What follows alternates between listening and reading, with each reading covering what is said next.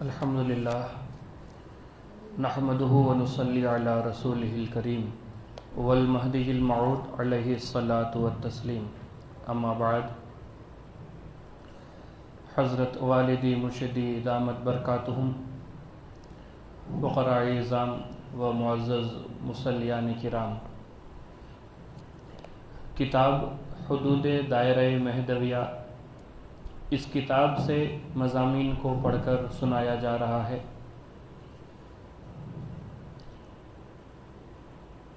اس کتاب کا تیسرا باب ہے حدود دائرے کی اہمیت اور علت نمائی، یعنی یہ جو حدود بنائے گئے ہیں، کچھ قوانین بنائے گئے ہیں۔ حدود یعنی جس کو انگریزی میں ہم باؤنڈری کے نام سے یاد کر سکتے ہیں، تو یہ جو حدیں جو بنائی گئی ہیں، یہ حدود قائم کی گئی ہیں، اس کی اہمیت کیا ہے، کیا ضرورت پڑی کہ حدود کو قائم کیا گیا، اور علت نمائی ایسا کرنے سے کیا ہونے والا ہے، اس باب میں اس کے تعلق سے کچھ گفتگو کی گئی ہے۔ حضرت مؤلف صاحب فرماتے ہیں، وہ لکھتے ہیں کہ دنیا کے کسی حصے میں جاؤ اور کسی زمانے میں بھی دیکھو، یہ بات خداوند عالم نے ہر شخص کے دل میں فطرتاً پیدا کر دی ہے کہ وہ مخلوق ہے۔ یعنی انسان چاہے وہ ہندوستان میں رہے یا چاہے کسی بھی جگہ رہے، تمام لوگوں کو معلوم ہے کہ ہم کو بنایا گیا ہے، ہم مخلوق ہیں، ہم کو پیدا کیا گیا ہے،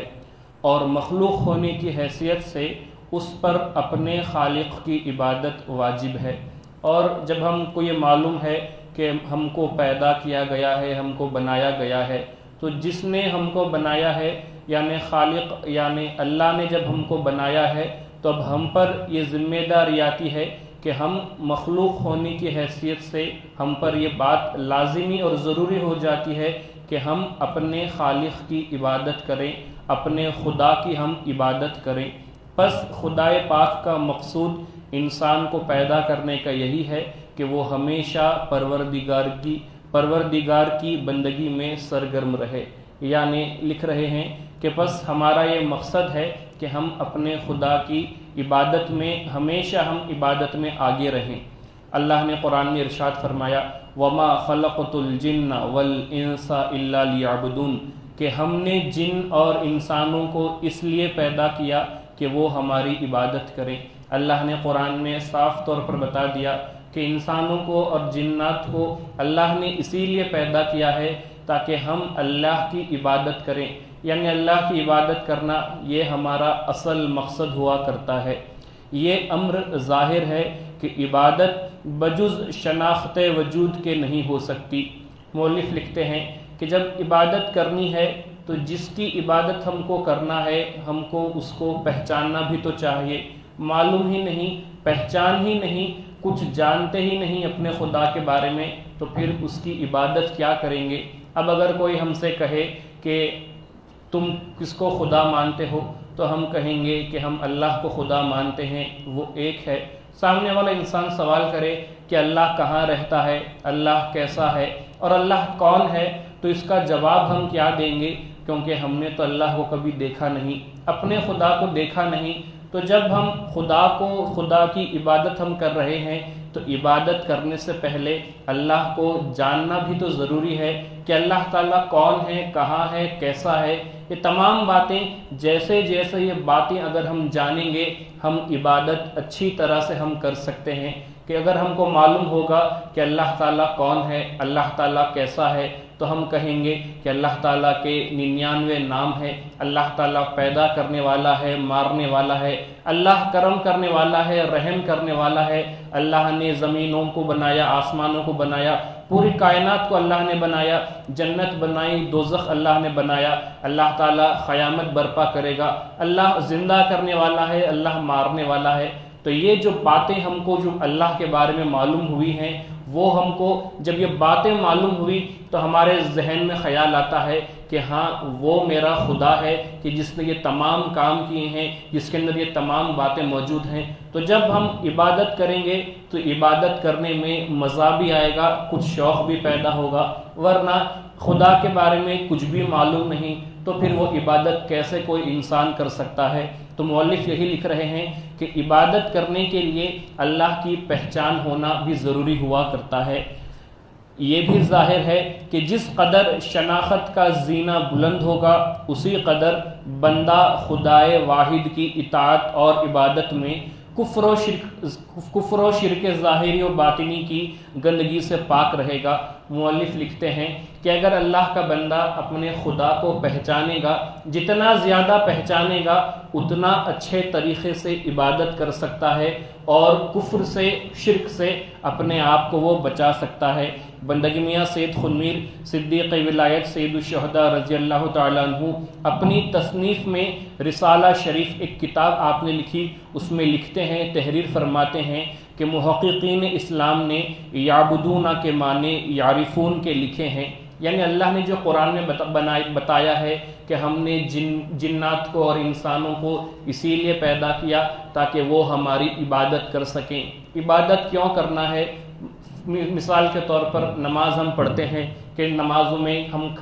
کھڑے ہو گئے، کانوں تک ہاتھ اٹھا لیا، ہاتھوں کو باندھ لیا، کچھ دیر کھڑے رہے، کچھ زبان سے عربی کلمات آیتیں پڑھ لی، جھک گئے، رکوع میں گئے، اس کے بعد اور زیادہ جھکتے ہوئے ہم سجدے میں ہم چلے گئے، اس طرح ہم نے نماز پڑھ لی۔ اب سوال یہ پیدا ہوتا ہے کہ یہ کچھ کام، کچھ حرکتیں ہم نے کر لی، اس کا اللہ کو کیا فائدہ ہے یا ہم کو کیا فائدہ ملنے والا ہے؟ اللہ تعالیٰ کو کیا فرق پڑنے والا ہے کہ دنیا پر کچھ انسان کھڑے رہتے ہیں، جھکتے ہیں یا سجدہ کرتے ہیں؟ اس سے اللہ کا کیا فائدہ ہے یا ہمارا کیا فائدہ ہے؟ تو یہاں پر بتایا جا رہا ہے کہ بندگی میں اپنی کتاب میں لکھتے ہیں کہ عبادت کرنا یعنی اللہ تعالیٰ کو پہچاننا۔ یہ جو طریقہ ہے، مثال کے طور پر یہ جو نماز کا طریقہ ہے، اس نماز کے طریقے سے ہم کو اللہ تعالیٰ کی پہچان کے اور زیادہ قریب جانا ہوتا ہے۔ فقط کھڑے رہ جانا یا جھک جانا اس میں کوئی بڑی بات نہیں، بلکہ کھڑے ایسے رہنا ہے کہ ہم دنیا کے پورے خیال کو پیچھے چھوڑ کر ایک خدا میں ہمارا ذہن جو ہے ملوث کرتے ہوئے خدا کی طرف ہم پوری طرح سے دھیان لگا کر اگر ہم کھڑے رہتے ہیں تو پھر وہ کام، وہ حرکت نہیں بلکہ وہ عبادت بن جاتی ہے۔ اور عبادت کرنا یعنی ہم کو اللہ کی پہچان کو حاصل کرنا ہے، اللہ تعالیٰ کو پہچاننا ہے۔ اور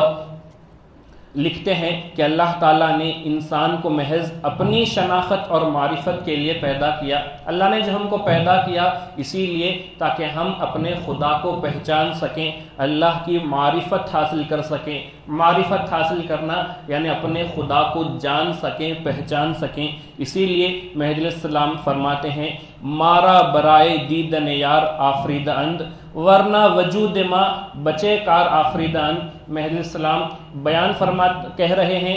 فارسی زبان میں آپ کہتے ہیں کہ ہمارا جو وجود ہے، ہم کو جو پیدا کیا گیا ہے وہ اپنے خدا کو، اپنے یار کا دیدار حاصل کرنے ہم کو بنایا گیا ہے، یعنی خدا کو دیکھنے کے لیے ہم کو دنیا میں بھیجا گیا ہے۔ ورنہ وجود ماں بچے کار آفریدان، ورنہ پھر ہم کو اور کس کام کے لیے پیدا کیا جا سکتا ہے؟ ہم کو جو پیدا کیا گیا ہے وہ اللہ کو دیکھنے کے لیے۔ تو معلوم ہوا کہ ہمارا یہ جو مقصد ہے کہ ہم کو اللہ تعالیٰ کو دیکھنا ہے، اس مقصد پر ہم کو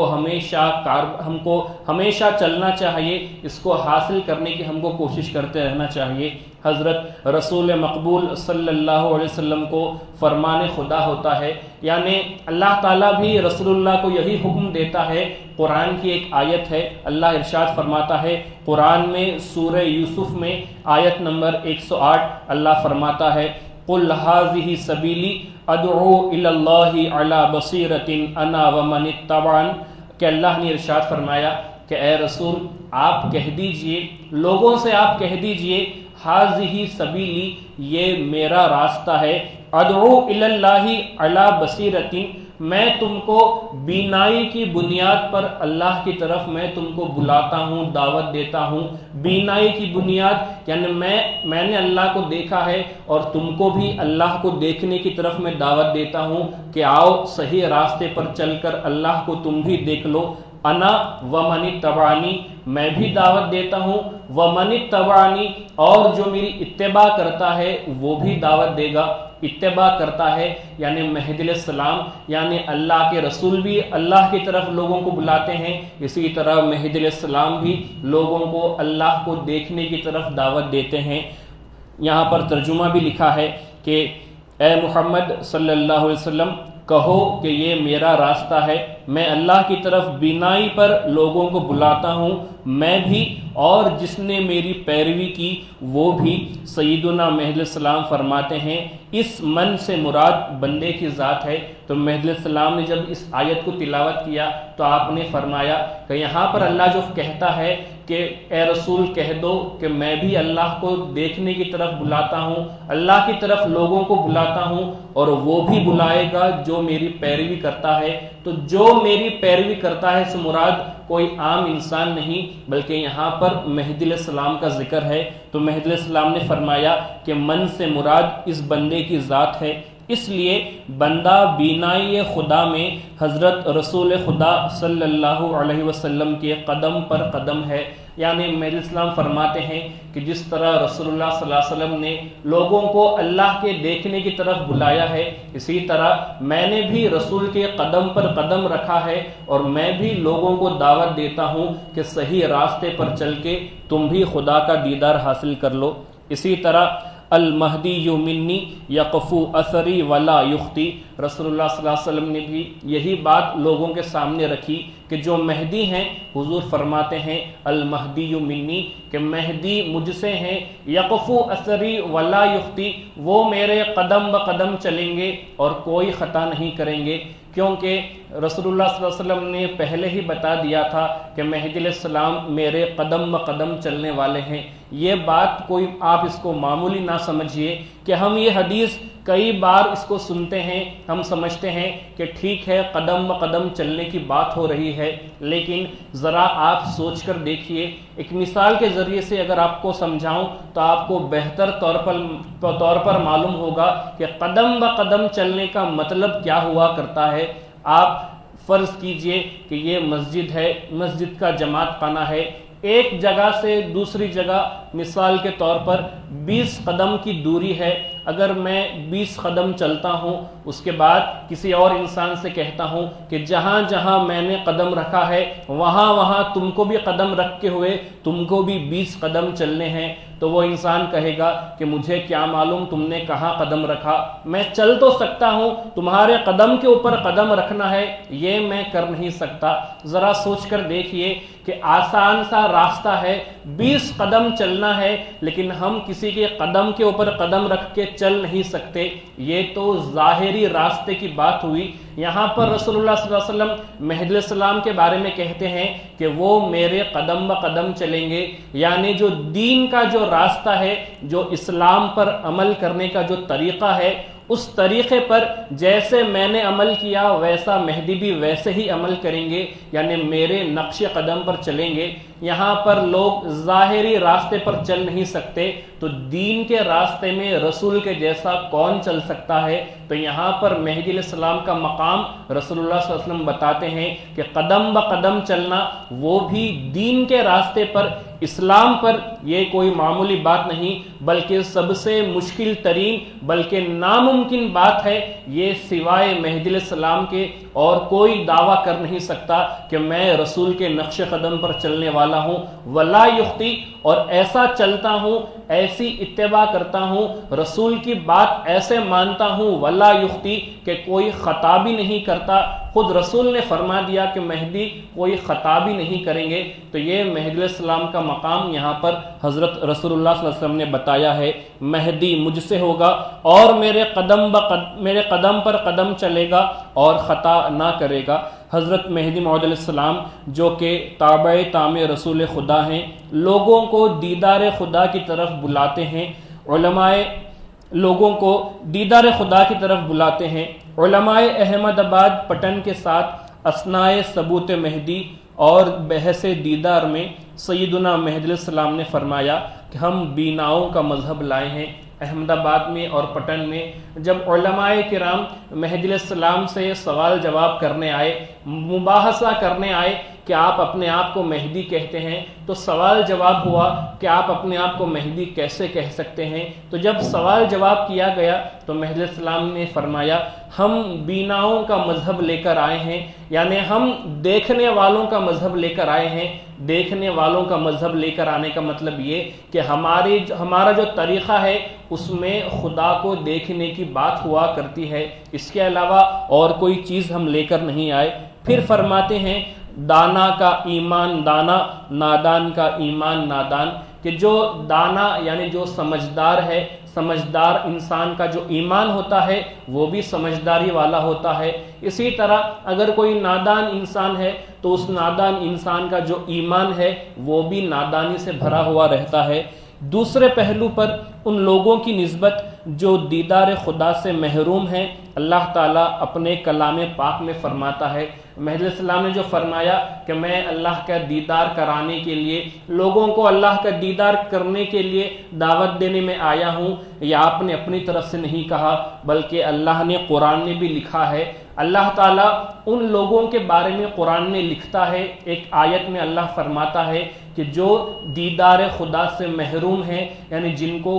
اللہ کا دیدار نہیں ہوگا، اللہ تعالیٰ لکھتا ہے من کان فی ہذہ اعمی فہو فی الآخرۃ اعمی واضل سبیلا۔ اللہ سورہ بنی اسرائیل میں اللہ لکھتا ہے کہ جو شخص اس دنیا میں اندھا ہے وہ آخرت میں بھی اندھا ہے۔ اللہ نے ارشاد فرمایا کہ جو شخص اس دنیا میں اندھا ہے وہ آخرت میں بھی اندھا ہے۔ یہاں پر ظاہری آنکھوں کی بات نہیں ہو رہی بلکہ اللہ تعالیٰ کہتا ہے کہ جس انسان نے دنیا میں اللہ کا دیدار نہیں کیا، آخرت میں بھی اس کو اللہ کا دیدار نہیں ہوگا۔ تو یہ تو اللہ نے قرآن میں بتا دیا کہ یہاں پر اگر اندھے رہو گے تو وہاں پر بھی اندھے رہو گے، تو یعنی ہم کو یہاں پر اللہ کو دیکھنے کی کوشش کرنی چاہیے، اسی کو مومن کے نام سے یاد کیا جا سکتا ہے۔ یہ اسی لیے یہاں پہ لکھا گیا ہے کیونکہ جو غیر مہدوی حضرات ہیں وہ کہتے ہیں کہ اللہ کا دیدار دنیا میں اللہ کا دیدار ہو نہیں سکتا، اللہ کا دیدار تو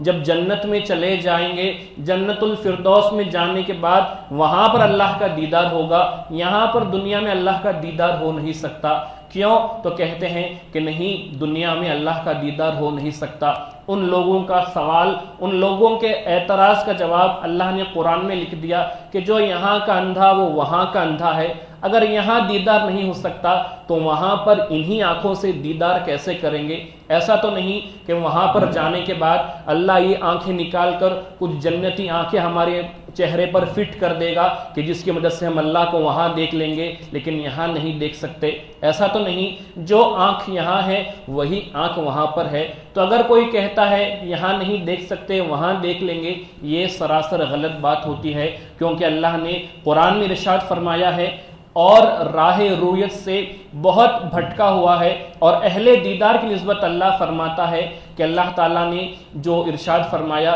کہ جو دنیا کا اندھا وہ آخرت کا اندھا ہے، وہ راہ رویت سے بہت بھٹکا ہوا ہے، وہ صحیح راستے سے اللہ کو دیکھنے کے معاملے میں بھٹکا ہوا گمراہ انسان اللہ نے اس کو یاد کیا ہے۔ تو کیا ہم گمراہ لوگوں میں ہم اپنے آپ کا شمار کریں گے؟ نہیں، ہم کہتے ہیں کہ بے شک دنیا میں بھی اللہ کا دیدار ہو سکتا ہے، وہاں پر وہی اللہ کو دیکھے گا جو دنیا میں بھی اللہ کو دیکھنے والا ہے۔ اور اللہ نے اسی کے تعلق سے قرآن میں ایک اور آیت میں اللہ نے صاف طور پر بتا دیا کہ دنیا میں اللہ کو دیکھا جا سکتا ہے۔ قرآن میں ارشاد اللہ تعالیٰ فرماتا ہے فَكَشَفْنَا عَنْكَ غِطَاءَكَ فَبَصَرُكَ الْيَوْمَ حَدِيدٌ۔ اللہ نے سورہ قاف میں ارشاد فرمایا ہم نے تجھ سے تیرا پردہ کھول دیا، پس آج کے روز تیری نظر تیز ہے۔ اللہ تعالیٰ ارشاد فرماتا ہے کہ ہم نے جو بیچ میں ایک پردہ تھا کہ بندے اور خدا کے درمیان میں جو بیچ کا جو پردہ ہے وہ پردہ ہم نے ہٹا دیا ہے، اور آج سے تیری نظر وہ تیز ہو چکی ہے، یعنی پردہ ہٹ گیا تو بندے کو خدا کا دیدار ہو گیا۔ یہ تو صاف اللہ نے قرآن میں لکھ دیا، قرآن نے ہی بتا دیا کہ اللہ کے بندے کو اگر وہ صحیح راستے پر پابندی کے ساتھ چلتا ہے اس کو اللہ کا دیدار ہوتا ہے۔ یہ تو قرآن نے ہی اللہ تعالیٰ نے لکھ دیا۔ تو یہاں پر یہی بات معلوم ہوتی ہے کہ دنیا میں اللہ کا دیدار کرنا یہ جائز ہے اور یہ ہو سکتا ہے، ممکن بات ہے۔ بندگی میاں شیخ مصطفیٰ گجراتی رحمۃ اللہ علیہ، ابن بندگی میاں عبد الرشید صحابی مہدی کے دائرے کے ایک فقیر نے مرض الموت میں یہ شعر 19 مرتبہ پڑھا اور واصل حق ہو گئے۔ ایک فقیر ہیں کہ جو بندگی میاں شیخ مصطفیٰ گجراتی رحمۃ اللہ علیہ، ایک بزرگ ہماری قوم کے گزرے ہیں، ان کے دائرے کے ایک فقیر جب ان کا آخری وقت آتا ہے، یہ فقیر ایک شعر ہے، 2 مصرے ہیں، وہ 2 مصرے دہراتے دہراتے ان کا وصال ہو جاتا ہے۔ وہ مصرے کیا ہیں، وہ شعر کیا ہے؟ تو وہ فقیر یہ کہتے تھے،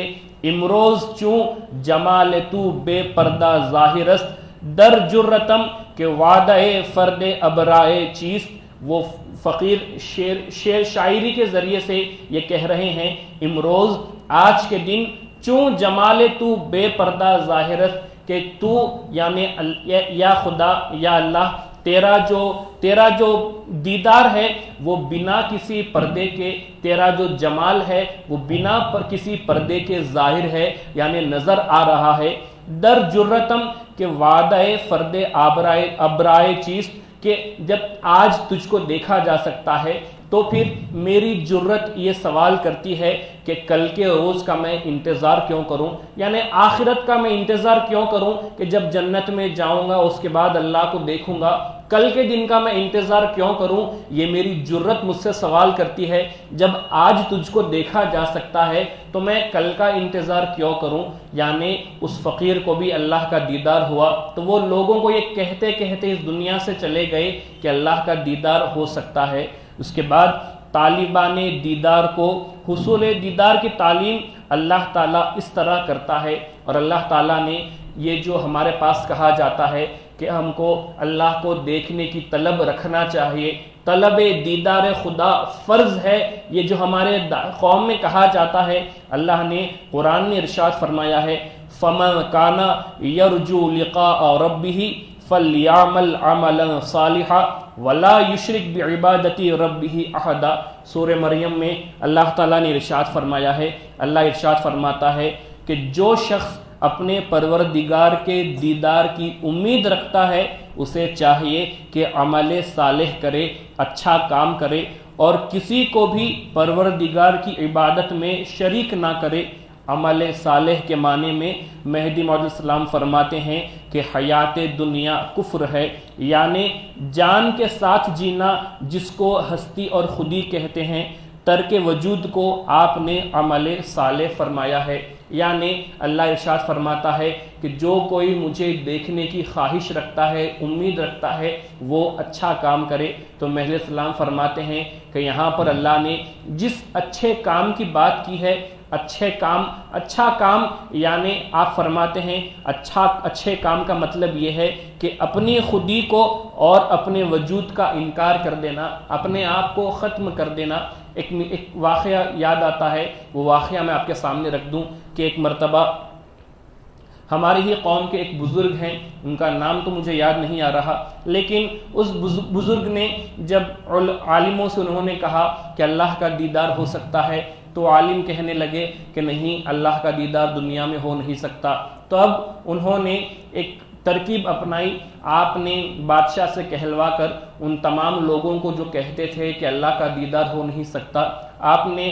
بادشاہ سے اپنی ترکیب بادشاہ کو بتائی اور بتایا کہ میں یہ ثابت کر سکتا ہوں کہ اللہ کا دیدار کیسے ہو سکتا ہے۔ آپ ان لوگوں کو کھانے کی دعوت پر بلائیے، اور دعوت میں جو کھانا ہے وہ بہت زیادہ اس کے اندر مرچی ڈلی ہوئی ہونی چاہیے، بہت زیادہ تیکھا وہ کھانا ہونا چاہیے، اور کھانا کھانے کے بعد ان کو پانی بھی نہیں ملنا چاہیے۔ تو بادشاہ نے ایسا ہی کیا، ان عالموں کو اپنے دربار میں بلایا، دعوت دی، ان کو کھانا کھلایا گیا کہ جس میں بہت زیادہ مرچ ڈلی ہوئی تھی، بہت تیکھا کھانا تھا، اور جب کھانا کھانے لگے، کھانا کھا چکے، بہت شدت کی پیاس لگی، پانی مانگنے لگے۔ بادشاہ نے کہا کہ نہیں، تم کو پانی نہیں مل سکتا۔ کمرہ دکھا دیا گیا کہ جاؤ رات اس کمرے میں گزارو، صبح میں تم کو پانی ملے گا۔ تو وہ تمام، ان کی حالت جو ہے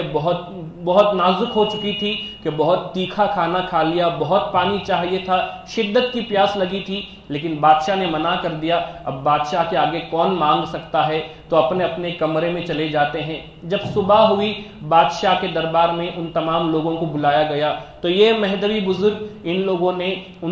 ان علماء سے سوال کیا کہ رات کیسے گزری، رات میں کیا تمہارا حال تھا؟ تو ان لوگوں نے کہا کہ رات میں ہم کو بہت زیادہ پیاس لگی، اور بہت ہی زیادہ ہم کو شدت کی پیاس لگی، اتنی زیادہ پیاس کہ کسی ایک عالم نے کہا کہ مجھے خواب میں نے دیکھا کہ میں کسی ندی کے کنارے کھڑا ہوا ہوں۔ کسی اور عالم نے کہا کہ میں نے خواب میں دیکھا کہ جو ہے بہت زور کی برسات ہو رہی ہے اور میں اس برسات میں بھیگ رہا ہوں۔ کسی اور عالم نے کہا کہ میں نے خواب میں دیکھا کہ ایک پانی سے بھرا ہوا کنواں ہے۔ ہر عالم یہی کہتا کہ میں نے خواب دیکھا، خواب میں کوئی پانی والی کوئی چیز ہر کسی نے دیکھی۔ تو وہ مہدوی عالم کہنے لگے، وہ مہدوی بزرگ کہنے لگے کہ تم کو پانی اتنا زیادہ چاہیے تھا، پانی کی طلب اتنی زیادہ تھی کہ خواب میں بھی ہر کسی نے پانی کو دیکھا، کسی نے سمندر دیکھا، کسی نے کنواں دیکھا، کسی نے برسات دیکھ لی۔ کیوں ایسا کیوں ہوا؟ کیونکہ پانی کی طلب ہر کسی کے دل میں بہت زیادہ تھی۔ تو جس طرح پانی کی طلب ہونے کی وجہ سے خواب میں پانی نظر آنے لگا، اگر ہم اپنے دل میں خدا کی طلب کو پیدا کریں گے تو ہم کو بھی خواب میں ہی صحیح اللہ کا دیدار ہم کو بھی حاصل ہو سکتا ہے۔ تو آپ نے اس ترکیب کے ذریعے سے دیدار خدا ہو سکتا ہے، اس بات کو آپ نے ثابت کیا۔ تو یہاں پر یہ مضمون ابھی اور بقیہ موجود ہے، آدھا باقی ہے۔ انشاءاللہ اگلی نشست میں اس مضمون کو پورا اور آگے پڑھنے کی ہم کوشش کریں گے، سمجھنے کی کوشش کریں گے۔ اللہ تعالیٰ سے دعا ہے کہ اللہ تعالیٰ ہمارا جو اس دنیا میں آنے کا مقصد ہے کہ اللہ کی معرفت کو حاصل کرنا، اللہ کا دیدار حاصل کرنا، یا اللہ ہم اتنے نیک نہیں، ہم بے شک ہم اتنے پرہیزگار نہیں، بلکہ ہماری ایسی کوئی اوقات ہی نہیں، ہماری حیثیت نہیں کہ ہم تیرا دیدار کر سکیں، لیکن یا اللہ تیری رحمت بے پایا ہیں، ہم تیری رحمت کا سوال کرتے ہیں کہ تو اپنے رحم سے، اپنے فضل و کرم سے ہم کو اس لائق بنا دے کہ تیرے